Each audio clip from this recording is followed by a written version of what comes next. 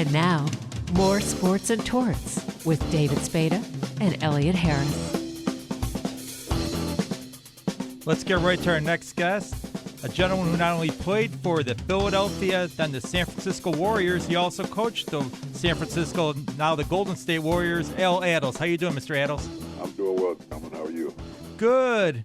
I see that when you came into the NBA, you had a pretty good guy as a teammate here in Will Chamberlain. Well, he was fair. No, he was terrific. He was the best. You made him what he was, right? No, not quite. Not quite. You know, there's an old saying, be truthful to thyself, and I understand. No, he was just outstanding. But as I've always said, he was a much better person. For as great as he was as a player, he was a much better person.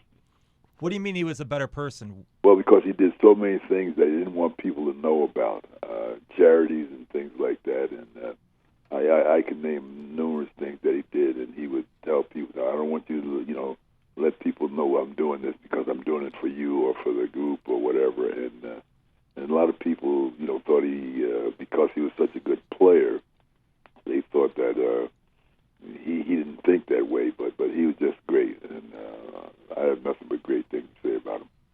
Now, how does a kid from Newark, New Jersey, end up at North Carolina A&T? Well, it was very simple. When I was in high school, you heard of Philip Roth, Port Noise Complaint? Sure.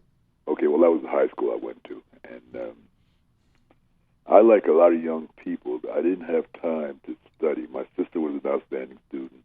My dad was an outstanding student, but I didn't have time. I played basketball, football, ran track, and there just wasn't enough time to study. So when I graduated, I had a number of offers for schools in New York and Seton Hall in New Jersey and some other schools.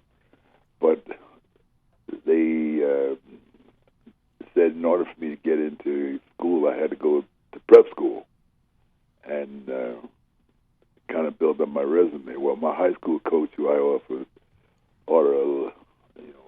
I think that he really kind of changed my whole life because he told me, he was a Jewish man who took me to his camp up in the Poconos, and he never asked me to go up there. He told me I was going, and he just was a great influence in my life. And he told me I'd gotten a job in a department store, and I was working, and he said, "You're going to college." He said, "I don't care where you go to college, but you're going to college." And I went to North Carolina A&T, and probably it changed my life because Monty Irvin's brother was the coach, and he was from East Orange, New Jersey, and I just had a terrific time down there. And the day I stepped on campus was the day I decided I was going to be a student and let basketball be secondary. And I made the honor roll a number of times, and it just changed my life. That 100-point game that Will Chamberlain had, people don't realize that you were the second leading scorer for the Warriors in that game. Well, you have it wrong. Will and I scored 117 points. And, I told Will, I said, if you divide this by 2, I'm pretty darn good. And I won't tell you what he said to me because it's not for young people to hear. But we joked about it, and it was just a terrific night. And people make a big deal out about scoring. The one thing that you always want to do as a player, you always want to get double figures. Well, when a man gets triple figures, double figures don't sound very good. So, you thought you were having a pretty good night, didn't you? Well, I thought I did.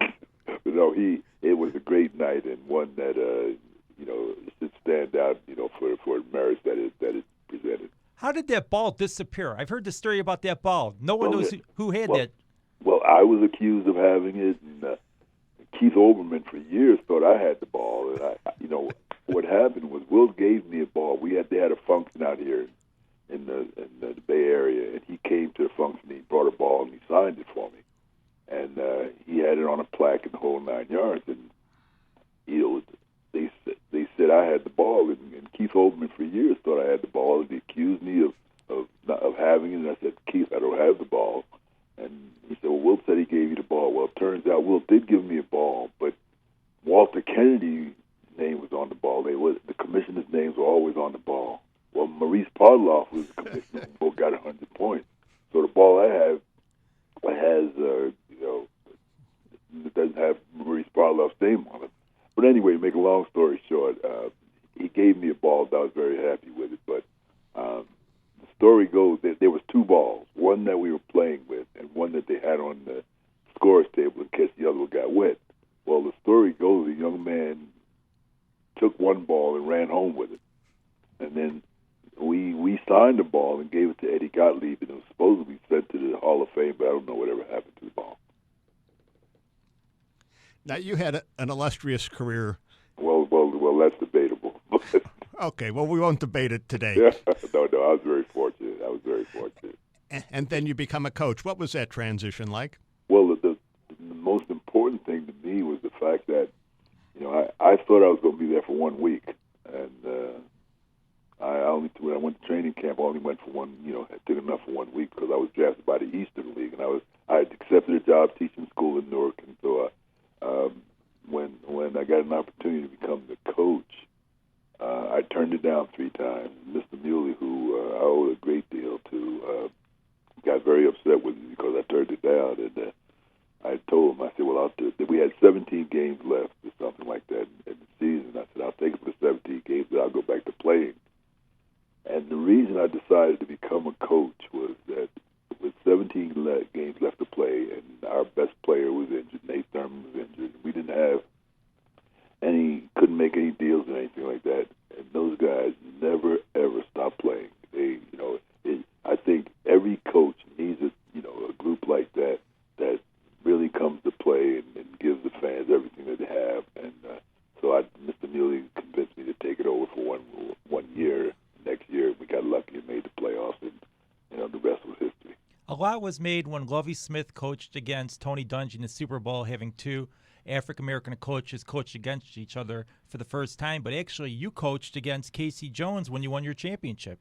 Well, the best thing I ever heard said about that, well, nobody made a big deal about it. It was two guys who had teams that won, and the only concern was trying to win the championship with your team, and they didn't make a big deal about it, but obviously it was because, like you say, it was two African Americans, but playing the games were more important to us because it was two guys who teams ascended to the championship round, and I thought that was very, very good.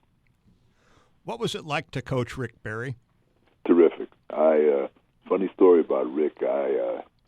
Rick grew up in Roselle, New Jersey, and I grew up in Newark, New Jersey. And during the summers, we used to ride around and pick up games and get in the car and go to different areas. And so we got a group of guys from East Orange in Newark, New Jersey. We drove around. We went down to Roselle Park, and we were playing.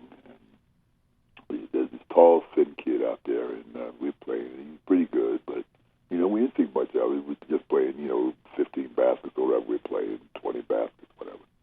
And so now, during the next basketball season, I read about this guy named Rick Barry down at the University of Miami. And I'm talking to a friend of mine who was with us that summer, and he said, "Don't you remember that tall, skinny kid?" I said, "No." He said, "Well, that was Rick Barry." I said, "Oh, really? Yeah, so good." And so now I kind of follow his career a little bit. Now the Warriors draft him, and so I knew a lot about him, but he was just terrific. He, when you talk about great players, I can name a lot of them, but he would surely be one that I would put in that mix. What was it like winning a championship?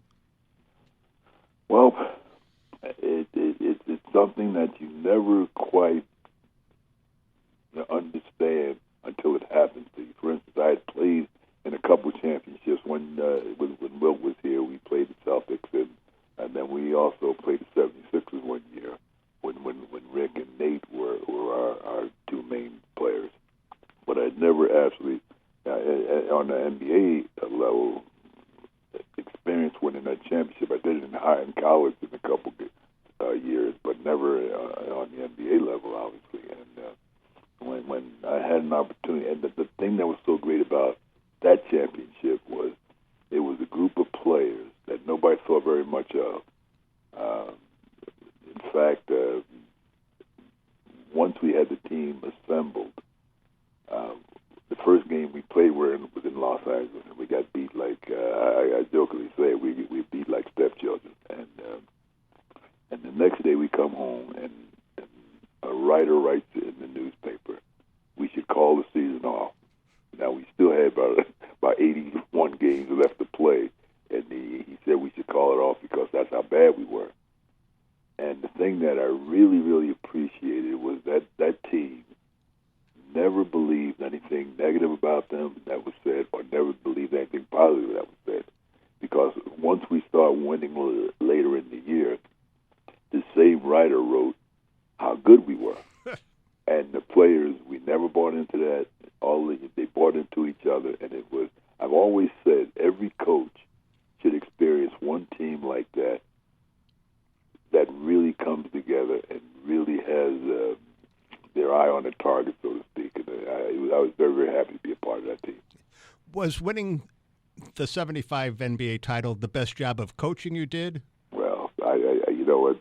That's for others to say. I put it on the players. I just happened to be in the neighborhood, and they were just an excellent group of guys. The thing that I liked about it, and I remember Dick Motta said this years later, he had a terrific, you enjoyed the games, but practices were very, very important. And one of the things that happened with this team, as a coach, you try to, do things and try to mix guys at practice and all. I remember after the first or second practice, one of the second team guys came up to me, and I didn't like to call them second team players. I just called them, we were just one group that some players just played more than others, but I didn't consider them, second liners or whatever. And one of the guys came up to me and he said, Al, would it be all right if we stay together as a unit?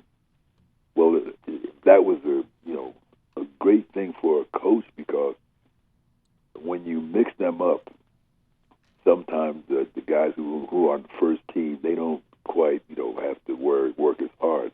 But when you are concerned about losing those scrimmages, because that second team was, proverbial second team, forcing you, and Rick was, such a competitor that he hated losing, not only in regular games, but in practices. So he didn't want to lose to the second team, and the second team pushed him. And as a coach, one of the great things I did, and there weren't a lot of great things that I did, but one of the great things that I did was I'd make the losers run, but I would never make the first team run if they wanted to run the scrimmage. I would always make the second team try to beat the first team, and if they beat them, but if they lost, I wouldn't make them run. But if the first team lost, I would make them run. So it was a godsend for me as a coach, because I didn't have to make. And Rick, being the competitor he was, he hated to lose. So, it would make him practice harder. So it made our practices great. And, I don't want to take credit for it. I give the second team credit for it.